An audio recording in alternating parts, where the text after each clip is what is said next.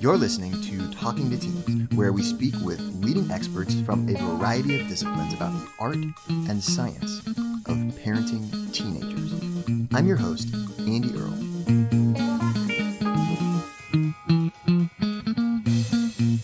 We're here today with David Bradford. He is the author of the book Connect, Building Exceptional Relationships with Family, Friends, and Colleagues. David was the principal developer of the course Interpersonal Dynamics at the Stanford Business School, which is the most popular course at Stanford Business School.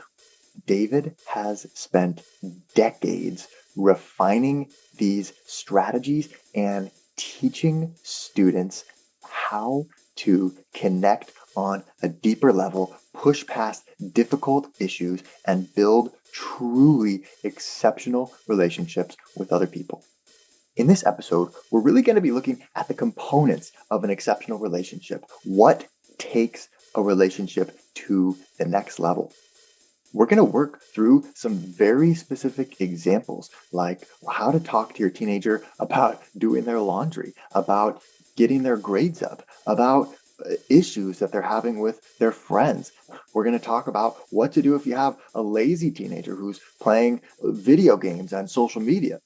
And David is going to walk us through some specific scripts that we can use, as well as the principles behind the scripts, so that we can learn how to apply these concepts to any situation we might find ourselves in with a teenager. By the time we get to the end, you're going to have a concrete toolbox of strategies that you can go put into practice with your teenager starting today. Really looking forward to talking about all of that and a whole lot more. David, thank you so much for coming on the show today. Wow.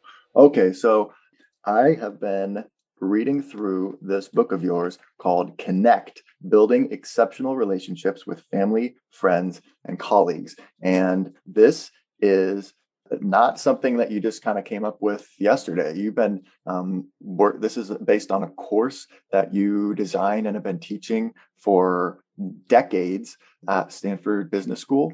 And I'm curious, like, where did this come from? How did this begin? What was the impetus for you to kind of get into this? I guess the course is referred to as Touchy Feely. That's right. That's what the students call it. It's not the official title. Okay. The school wouldn't like that, but that's what the students call it. Well, right. I got into it actually as a teenager. Wow. Okay. This is a interesting methodology in which students or participants, 12 of them, are in a group and meet, and they look at their interactions with each other. Yeah. And it's a whole notion that only you know the effect of my behavior. So I need to hear that in a way that I don't feel attacked, it doesn't make me defensive, and so on. Yeah. So one of the three people who developed this methodology in the 1950s was my father. Wow. So I grew up with this. Okay. Yep. And I think it helped the relationship with my parents. We probably could have done it better, but one could always do it better. Yeah. So I knew how to run these groups. Mm-hmm. And I was recruited by Stanford to develop this course. So they reached out to me, and being in the Bay Area isn't a bad place to be. So I came out here, and as they say, the rest is history. Well, it's very robust. I mean, you have there's just so many years worth of wisdom I can tell that are crammed into this book, and it's really fun to read. There's lots of great examples. You kind of have these different stories throughout the book that you keep coming back to and showing how the concepts can be applied in different situations, and it just makes it really, really easy to follow and easy to see how these things are applicable in your life. One of the first concepts in the book that really stood out to me is this idea of the 15% rule. And Hmm. you have a kind of a diagram in here with these three circles. You call the zone of comfort is kind of the center of the bullseye. And then right outside of that, there's the zone of learning. And then outside of that is the zone of danger. And what are we talking about here? What do those kind of represent? And what is the 15% rule? Sure. It's a very useful concept. The students love it. There are things that we will share with anybody. I'll share that I've been married actually 56 years. I have 2 kids and 3 grandkids. I can talk about Stanford. Yeah, There are safe things. That's comfortable for me. sure. And then outside of that is another zone that I may want to share, but I may have some concerns with. Okay, yeah. And then there's the outer zone, the zone of danger, where I know that if I share that, you may not like me, you may reject me, you may misunderstand me. I I want see. to avoid that. So Right. the students say, well, how do we share things? And we say, take 15% risk out of your zone of comfort into Yeah, the zone of learning. It's unlikely to be a disaster. You can probably recover. But if you right. do that, you're being better known and you're building conditions where the other person will share a little bit more. So if Yeah, we apply this to parent teenage relations, yeah, the teenager may be thinking about a different sort of college or a different sort of experience as parents want, yeah. or may be bothered about some pressure he or she is feeling by the parents. And it's sort of say, well, should I raise it? Should I not raise it? Well, what's 15%? And the nice thing is that if you raise that, as I said, unlikely to be a disaster, your parents may say, well, this is why it's important to me. So they share more. And now the zone of comfort increases, it grows, and we now have more in common. And that's what helps to Right. build the relationship. Yeah. Because if you go out of that 15% zone and then the other person accepts that and you feel safe there, then it's like it kind of starts to expand and now you can go a little farther next time. Correct. And You take another 15%. right. So how do you know what's 15% or what's too much to share with your teenager or how you kind of toe that line? Well, again, it's a risk. You don't know, but you sort of say to yourself, look, I don't want to really do a full thing, but this I think I could share. So you test it out. And that's why we Yeah. like the notion of a 15%. Now one of the clues to use is to listen to your feelings. Yeah. So I would listen to what's important to me. Gee, I'm thinking of sharing that, and my feelings say, "Oh no, that's too far." I would listen to those feelings, but the feelings might say, "Oh, well, let's try it. It's a little scary, but let's try it." So our feelings give us a good clue as to what it might be useful to share. And you talk about also how just sharing your feelings can be a way of kind of venturing out of the zone of comfort a little bit and talking That's about right. how something is making you feel. You make an important distinction in here because we've had people talk about using I feel statements before, but you point out that sometimes we do this wrong. Sometimes we say I feel, but really we're not talking about a feeling. We say, I feel like you want to dominate this conversation. Something where that's not really sharing your feelings. That's just making an accusation towards the person. But sometimes it's hard to tell, or sometimes you think you're using the word I feel and you think you're sharing a feeling, but you're actually not. How do you like navigate that as a parent? How do you make sure that what you're sharing is really a feeling and is not making kind of a judgment about your teenager? Yeah, it's the English language. We use I feel in 2 different ways. They're both legitimate. We just need to know the distinction. And one of the clues is that there's 2 clues. One is Yeah, if you say, I feel that, like, or as, right. it's unlikely to be an emotion. Okay. I feel that you want to dominate. has some emotions behind it, but there's not an Yeah. emotion in that statement. The Right. other cue is, could you substitute think for the word feel? I wouldn't Ah, say, I think angry. We would say, I no. feel angry. But if I Yeah. say, I feel that you want to dominate, I could say, I think you want to dominate. Yeah. So those are two sort of cues. And the wonderful thing is that when you share your feelings, it tends, as you're saying, to be less accusatory. And it's also more disclosing because you're saying Mm. what's important to me. So a teenager could say, I'm feeling bothered, Dad, because when I say something, you talk over me. That's behavioral, that's a feeling, Yeah. and it's less accusatory than saying, I think you want to dominate. I feel you want to dominate. Right. So start with your feelings and stick to the behavior. Yeah, also, because a lot of times we get into those kind of conversations with teenagers, I feel like you don't trust me. I feel like you're not being honest with me. Yeah. And we're trying to express our feelings, but really actually we're making assumptions about what's going on in their head and instead of actually disclosing something about Yeah. ourselves. It's kind of dangerous ground to walk on.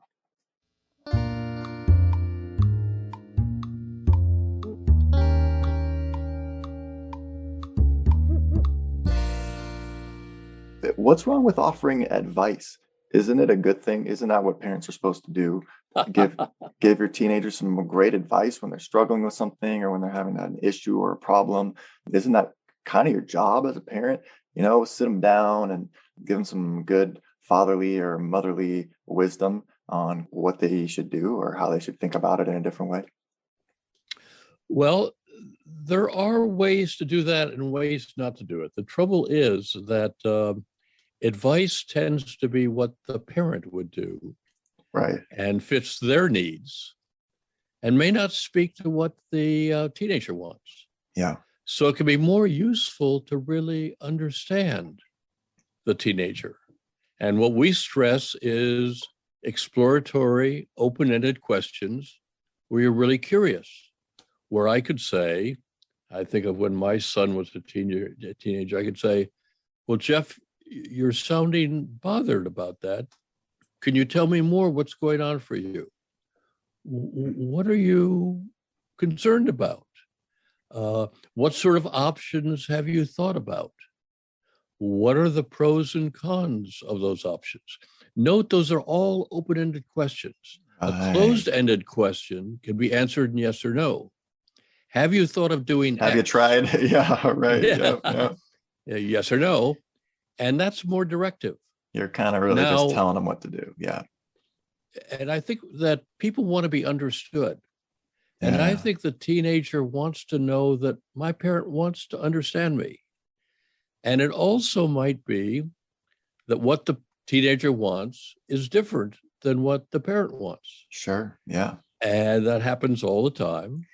Can we understand what the concerns are of each and speak to that? Hmm. So now when you talk about advice, it could be that the parent would say, well, here are two or three options I wonder if you thought about, which is very different than saying you ought to do X. Right. Yeah. Advice can so quickly get into being a directive. And if there's anything teenagers don't want, is to be directed because they're striving for their independence and autonomy. Yeah, I love that. And there's the research showing teenagers a lot of times when they're making decisions, they tend to get focused on, yes or no kind of thinking. Should I do this or should I not do this? Is this a good idea or is this not a good idea? And instead of kind of jumping in and saying, oh, you shouldn't do this or, oh, yes, you should, just kind of trying to help them widen that scope, like you're saying, and saying, hey, I don't know what's best for you. You have to kind of make this decision yourself. But maybe if it's okay with you, maybe I could help you just think of a few more possible options you could consider, or something like that. That's Is right. really helpful. And, Yeah. and I think also that the parent is going to have some feelings and be Yeah. explicit about it. Gee, I'm concerned if you do that because I worry about you. I think Yeah. that feels a little dangerous. Yeah. And I worry if you do that. And I would prefer you not do it. I mean, you can have preferences. The teenager is going to know that you have feelings and is going to, why read between the lines when you can be explicit?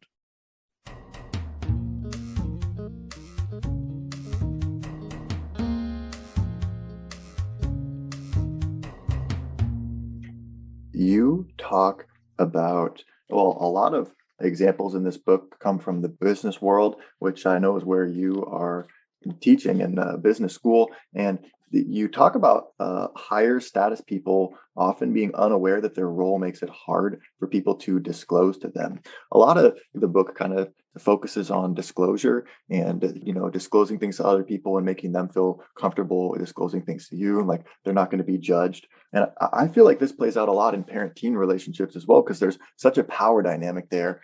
And it does feel, as a teenager, like, wow, I don't know if I feel safe disclosing a lot of stuff because I might get in trouble. I might be judged. My parents might then, limit my freedoms and not let me do things if I tell them some of these things that might worry them about what's going on with my friends or what's happening with me. And I wonder what we could do about that, or how we could address that kind of status issue, make them feel more comfortable disclosing more things to us. Yeah, that's a hard one. And remember that parents withhold information as well to protect the kid. And sometimes it's necessary to withhold that. It may be more than the teenager can handle, but there's sort of a mutual protection going on that may be in part necessary, but might be more than is necessary. Yeah. Again, you gave the example of the teenager not sure sharing what friends are doing.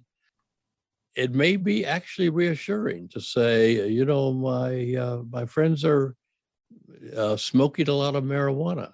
Yeah. And, I'm getting pressure to do the same. Yeah. And if the parent cannot freak out. Oh my God, I never want you to see those kids again. You're forbidden from hanging out with them. Oh, this is terrible. Well, that's a wonderful opportunity for the teenager to say, when you respond that way, that's so controlling, that feels controlling. Yeah. Where I feel controlled, I don't want to share more. Yeah. I'd rather have a relationship where I can be more disclosure. Could we replay that one, Dad? And talk about ways that I can share that and talk through what I'm going to do.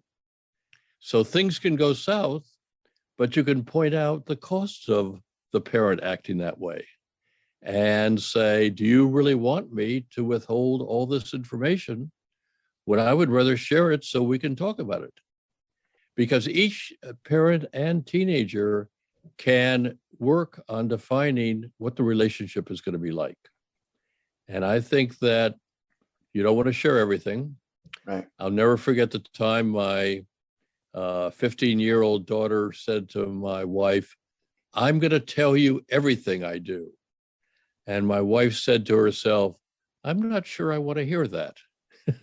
And we didn't hear everything just as well. Right. But we heard some things. Yeah. And we were able to build a good relationship. Because I think also sometimes as parents, we worry about disclosing too much to our teenagers about, what we did when we were their age, or even in our 20s and 30s and things like that, because we don't want to feel like we're endorsing certain behaviors, or like we're going to influence them or make them feel like it's more okay for them to do things.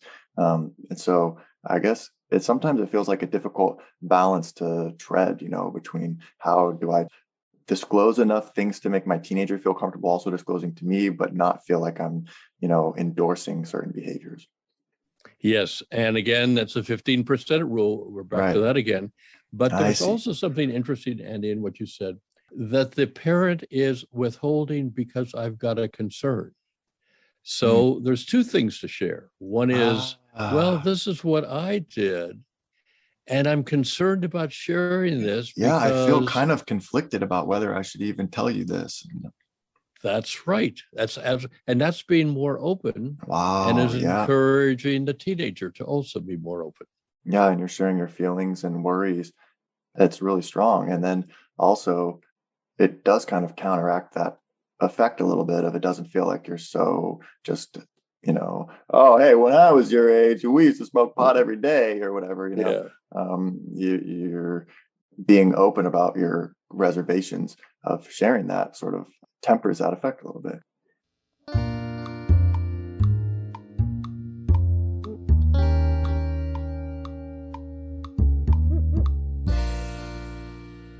Continuing in this vein a little bit, you have kind of a diagram in here of Hmm. high versus low influence people and the costs of those discrepancies. And I guess the larger the discrepancy gets, the more some of these kind of this cycle, this dysfunctional cycle kind of starts to play out, where the low influence person becomes passive, emotionally withdraws, resists being influenced, and withholds information about what's important to them. And then the high influence person believes they're always right, devalues what the other has to say, and tends to dominate the situation. And I think a lot of parents and teenagers can find themselves caught in this cycle. I wonder what you can do to sort of put the brakes on that, or start to bring each other back together, or meet in the middle somehow. Yeah, there always will be a power discrepancy. Sure. What that is referring to is when there's a wide gap. And when there's a wide gap, we don't listen to the other person. We don't think they have any value, and so on. Right. And I think one of the ways for a parent to handle that is, are you really interested in your teenager? Are you curious? Yeah. Do you want to find out what's going on with them? Now, it may be that often teenagers want to have their privacy, and you've got to be careful that you're not infringing on their privacy. But again, you want to share your intention and your wish. Gee, I want to understand your world, and so on, and hope you understand mine. Gee, it sounds like you're having some issues with some of your friends. Will you share what's going on? And the trouble is, the parent often jumps in with advice rather than with understanding, of saying, well, that must be hard. What have you thought about doing? And also to say, have confidence, I'm sure you can handle it. Because I think that teenagers are pretty resilient. We, in a sense, want them to take risks. We don't want them to play totally safe, but we also are worried about that. And can we share all of what we want? I want you to live your life. I want you to have a full life, and you know that I'm concerned about you.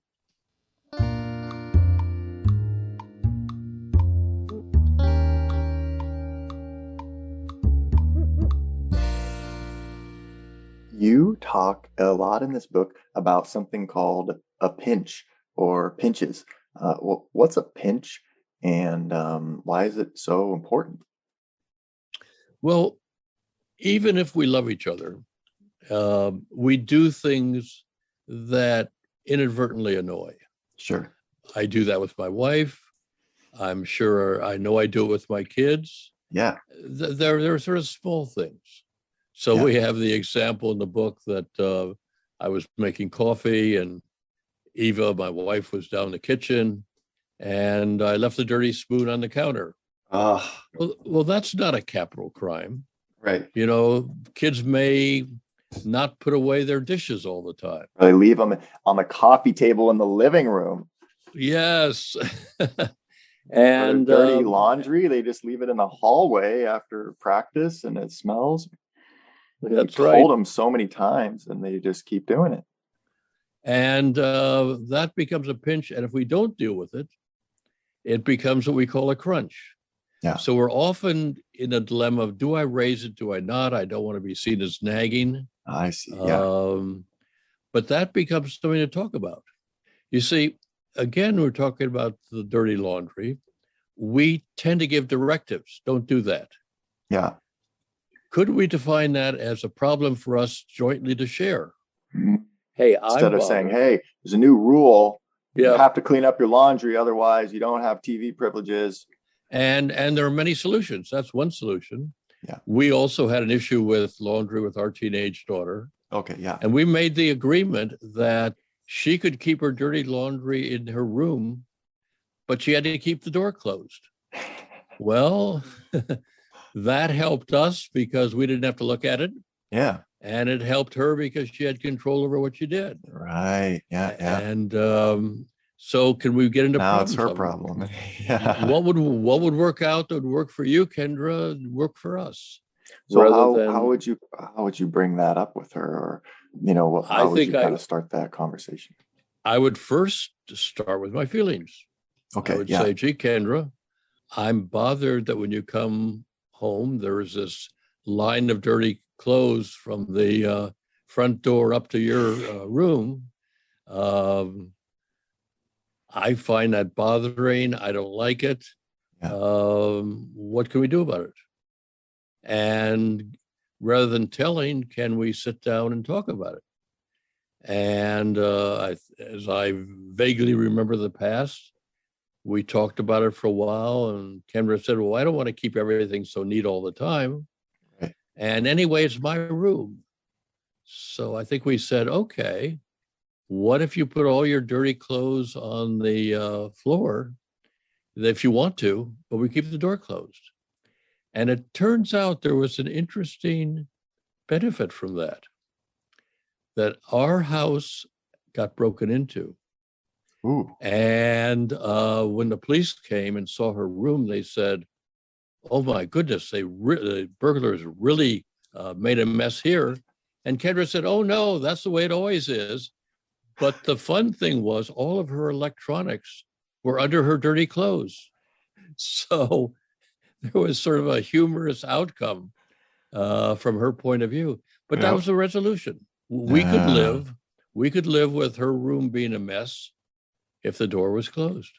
And then what happens if she doesn't do that? You have the conversation. She's okay, yeah, I'll put them in my room, I'll close the door. And then you come home the next day and there they are in the hallway again, just like she said she wasn't going to do. Now you're pissed. Well, hopefully you're not far that extreme, but Okay. I would go back and to say, we had an agreement. Yeah. What happened to it? You want to be treated like an adult. I want to treat you like an adult. Yeah. Adults hold to agreement. What are we going to do? See, we often dictate the solution. Can we sit down and say, what works for both of us? Yeah, right. What do you suggest?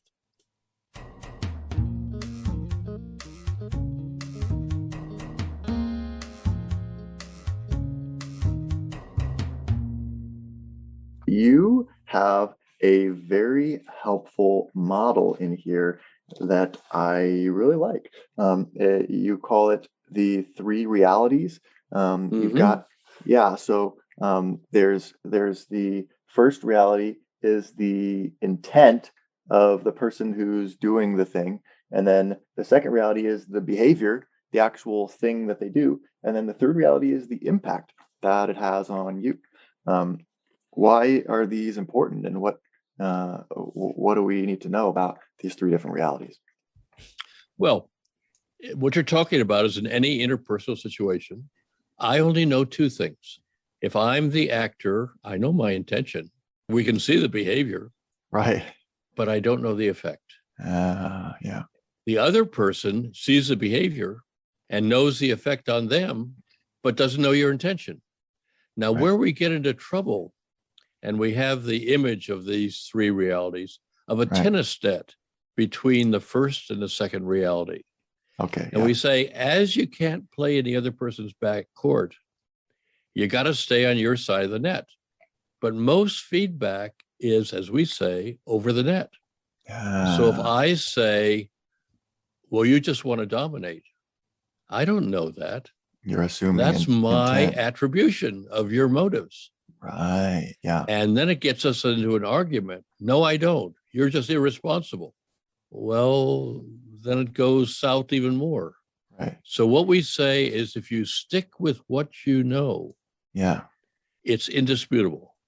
Right. So if I'm doing something that's bothering you, if you were to say, David, I'm really bothered when you interrupt me, that's indisputable. I can't say, no, you aren't, Yeah. because I'm over your net.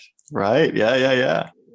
But that's different than saying, you just want to dominate when you interrupt. Right. You don't know that. And that's what causes problems. We need to be in touch with our feelings and separate those from thoughts and stick with what we know.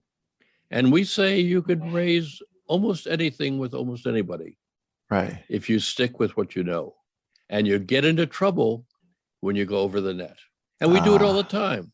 Don't we? Yep. We're here today with David Bradford, author of Connect, and we're talking about proven strategies to deepen your relationship with your teenager and take the communication in your family to the next level. And we're not done yet. Here's a look at what's coming up in the second half of the show. Anger is a secondary emotion. Yeah. It's not a primary emotion. And usually it's a safer way to express a deeper feeling that we don't feel comfortable sharing. The more we can get out of controlling and more into joint problem solving, Yep. the more likely we are to find something that works for both of us. Emotions tell us something important is going on. Yeah. And to say to somebody, don't be emotional, is less useful than to say, what's going on that this is so bothering? We also need to be aware of times we as a parent get hooked. Yeah. I'll never forget the time we were having dinner and my daughter, I think she was 15, Yeah. very provocatively said, you realize, of course, you can't keep me from doing anything I want to do. And I was about to rise out of my chair. And fortunately, I caught myself. Yeah. And my wife said, Kendra, you're right. We just trust your good judgment. And I went, whew, saved by my wife. And by and large, she had good judgment, not always. Yeah. But she survived and grew to be a very mature adult and a great mother herself. But again, we need to be careful that we don't overreact. Well, I had other options. I could have said, wow, that feels to me very provocative, and I'm trying not to get hooked into an argument with you because doesn't help either of us. Yeah. But what's going on that you would want to say that? Yeah. And she might have said, well, I just want to be clear that I have autonomy. Well, then we can have a good discussion. Well, I want you to have autonomy. Yeah. But I also have feelings and I also have concerns. How can we deal with that? Want to hear the full interview? Sign up for a subscription today. You get access to all the interviews I've conducted, as well as new episodes weeks before the general public. It's completely affordable, and your subscription helps support the work we do here at Talking to Teens. Thanks for listening.